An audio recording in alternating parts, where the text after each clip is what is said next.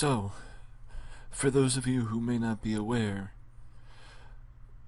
this past week, specifically I believe, on Tuesday afternoon, it was announced that on July 19th, which is a Tuesday, on July 19th, SmackDown will go live. And not only that, but on July 19th, SmackDown will not only go live, but SmackDown will have its own roster, which means the return of the brand split, the return of the brand extension, whatever you want to call it. It's the return of SmackDown having its own identity, just like it used to back when SmackDown was actually worth watching. It was announced on Tuesday by Stephanie and Shane in what was, in my opinion, somewhat of an awkward video, because both of them were arguing over who should run SmackDown. What would be in the best interest of SmackDown to make it relevant again? Well, I agree that a brand split would be in the best interest of SmackDown to make it relevant again, but I disagree in the aspect that a McMahon shouldn't run SmackDown. Because in my opinion, a general manager should be very much like William Regal is down on in NXT, because William Regal is not impartial or biased to heels or faces. He is what he's supposed to be, and that is an unbiased authority figure. Yes, I am well aware that WWE, as far as the main roster goes, has never had an unbiased authority figure, unless you're talking as far back as Jack Tunney and Gorilla Monsoon, but even Gorilla Monsoon wasn't that unbiased. And if you don't know what I'm talking about, go back to the 1992 Royal Rumble, when President Tunney did the introductions for the Royal Rumble that was for the vacant WWE World Heavyweight Championship. He was the president at the time, and he wasn't seen on TV every single week, even though he was the on-screen authority figure.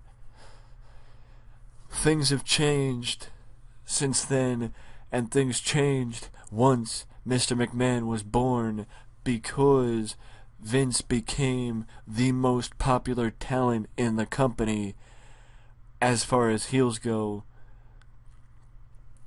and that is why the corporation was born. But once Vince McMahon became Mr. McMahon, that changed the perception of authority figures in WWE. Yes, Eric Bischoff changed the perception of authority figures overall, because he was the first heel authority figure. Vince was not. Eric joined the NWO before Mr. McMahon was born, so WCW did it first. But this isn't about WCW, it's about the overdone aspect of a biased authority figure. And I'm not just talking about heels, I'm talking about Teddy Long too, because Teddy Long, as far as I remember, was the only babyface heel WWE authority figure in the long-standing history of authority figures in the WWE. What does this have to do with anything? Well, SmackDown's back. The brand split's back. Okay. SmackDown's going to become a little bit more relevant, because it's going to have its own roster. Because you're going to have to watch SmackDown every week to see certain talent. Okay. What does that have to do with an authority figure? Well, Simple. Well, simple. What it has to do with an authority figure is that you make the decision beforehand. Who will run SmackDown? Will it be a McMahon? Or will it be someone new to really give SmackDown a chance to live through a new era and not be stuck in the past? The past is having an authority member, a McMahon, run the show. The thing I don't get is how WWE can't understand that eventually the novelty will wear off and people will stop wanting to see Shane just like they stopped wanting to see Stephanie and just like they got tired of seeing Hunter. And that's not going to change because you're talking about but we're talking about authority figures. We're not talking about actual talent. We're not talking about people who have tremendous value to the show, because I said it before and I'll say it again. Authority figures should not be the main focus of the show. The talent should be the main focus of the show. The authority figure should be a matchmaker, like Nigel McGuinness in Ring of Honor, or William Regal in NXT. They should be a matchmaker. They should be a matchmaker. That's it. They should have the final decision on certain things. They should be able to do this. They should be able to do that. But as far as Stephanie, Hunter, Shane, and Vince, their appearances should be few and far between and special. And special. See, what should happen is, yes, Stephanie should have control of Raw, or Shane should have control of SmackDown, or vice versa. And then, if something happens, Stephanie and Shane should be called in to take control of it, and if something really bad happens, have Vince come in. But other than that, they shouldn't be seen. They shouldn't be seen because it should be people like Brad Maddox who are non-wrestlers, or maybe booked as a non-wrestler,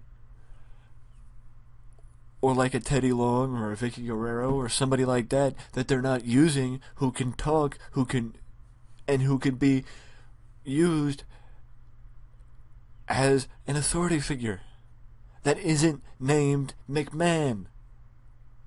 Because eventually the novelty will wear off. Eventually they'll get stale and we'll want them to go away. But that's beside the point. The point is, July 19th needs to be the start of a new era for SmackDown. Yes, it's going live. Yes, it's going to have an exclusive roster. Yes, the brand split's coming back. Yes, this may mean the return of bragging rights as probably a network special. But the point is, it needs to be a new era of SmackDown. It needs to be, number one, in my opinion, different than the previous brand extension. And second, it needs to help bring prestige and importance and meaning back to SmackDown, where people actually want to sit down for 2 hours on a Tuesday night and watch SmackDown. Because you have been repairing the prestige. You've spent the last 3 years or so repairing the prestige of the Intercontinental, United States, and World title. And tag team titles as well. And let's just throw them in there too, the women's title. Now it's your turn to repair the meaning, the importance, and the prestige that used to go with SmackDown. That used to be there for SmackDown like it was in the Ruthless Aggression era from 02 to 06. Give a meaning back to SmackDown. Give an identity back to SmackDown. And let it start on July 19th. Or maybe let it start on July 11th. If you don't know the relevance of that day, either you can look it up or check the description below, as I'll have a link to why July 11th is important or carries any meaning to the brand extension. So, with that being said, I for one am ecstatic that the brand extension has returned to the WWE, and I am looking forward to the return of SmackDown being something more than just a second Raw and a meaningless show. And I'm also looking forward to the return of the WWE Draft. So stay tuned for more information about this as July 19th or as the month of July draws closer, because I guarantee there's going to be more news about this as the day draws closer. So check your local dirt sheet for more info. And if you liked the video, don't forget to leave a like or subscribe to the channel for more content just like this that you can only find right here at Wrestling Express. Till next time. Later.